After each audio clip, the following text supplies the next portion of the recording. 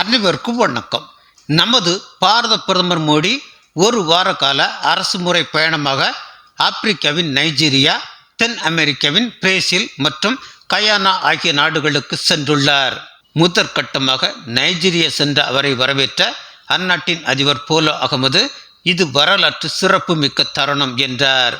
அத்துடன் நைஜீரியாவின் மிக உயர்ந்த விருதான the grand commander of the order of the Niger விருதும் பிரதமர் மோடிக்கு வழங்கப்பட்டது. அதனை 140 கோடி இந்திய மக்களின் சார்பில் இந்திய நைஜீரிய நட்புறவுக்கு அர்ப்பணிப்பதாக தெரிவித்திருக்கிறார் பிரதமர் மோடி. நைஜீரியா மேற்கு ஆப்பிரிக்க நாடு. எண்ணெய் வளம் அதிகம். அங்கு கிறிஸ்தவரும் இஸ்லாமியரும் பாதிக்கு பாதி என்றாலும் இஸ்லாமிய ஆதிக்கம் அதிகமுள்ள நாடு. அந்த நாட்டுக்கு சுமார் 17 ஆண்டுகள் கழித்து பாரத பிரதமர் செல்வது இதுவே முதன்முறை. நைஜீரியாவுக்கு பல வகையில் இந்தியா தேவை.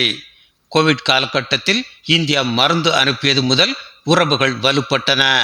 இப்போது இந்தியாவின் தேஜஸ் விமானம் மற்றும் இதர பாதுகாப்பு தளவாடங்களை அந்நாடு இந்தியாவில் இருந்து வாங்க விரும்புகின்றது. ரஷ்யா உக்ரைன் போரில் சிக்கிய நேரம் இந்த சந்தையினை சீனா கைப்பற்ற நினைத்தது. மோடியின் இந்தியா அதை தட்டி பறித்து விட்டது. பிரதமர் மோடியின் நைஜீரிய பயணம் ஆப்பிரிக்காவில் இனி இந்திய பாதுகாப்பு கருவிகள் மற்றும் இதர உற்பத்திகளின் ஆதிக்கம் பெருகும். இந்தியாவுக்கு ஆப்பிரிக்காவில் பெரும் சந்தை திறக்கப்படும் என்பதை தெரிவிக்கின்றது. உக்ரைன் போரில் ரஷ்ய அதிபர் புதின் வசமாக சிக்கிக் கொண்ட நேரம் இது. ஆப்பிரிக்காவில் யுரேனியம் முதல் தங்கம், வைரம் என இன்னும் அரிய வகை உலோகங்கள் அதிகம். இதைவிட அறியாமையும் முரட்டுத்தனமும் முன்கோபமும் நம்ம ஊர் ஊப்பிக்கள் தும்பிக்களை விட அதிகம். இதை பயன்படுத்தி வல்லரசுகள் அங்கே குழப்பம் விளைவித்து கலங்கிய குட்டையில் மீன்பிடிக்கும். ரஷ்யா அதில் முக்கிய நாடு.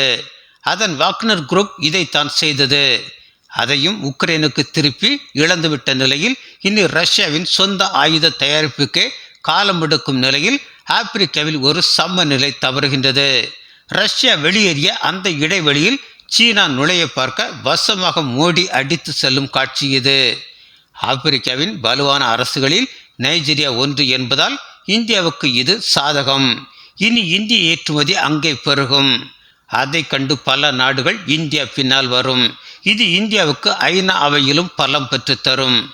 ஆக உலகெல்லாம் இந்திய கொடியினை பறக்கவிட்டு ஐரோப்பிய நாடுகளை பின்னுக்கு தள்ளி பெரும் தொழில் வாய்ப்பை, நன்மதிப்பை, இந்திய திருநாட்டின் பெரும் மாண்பை, அது கண்டிருக்கும் முன்னேற்றத்தை, பலத்தை, விஞ்ஞானத்தை உலகுக்கு சொல்ல சென்றிருக்கும் பிரதமர் மோடிக்கு நமது தேசம் தன் வாழ்த்துக்களை சொல்கின்றது.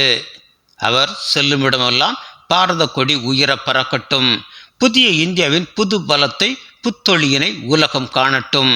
உலகங்கள் யாவும் மோடி அரசாங்கமே. ஒவ்வொன்றும் அவர் செய்யும் அதிகாரமே. நன்றி.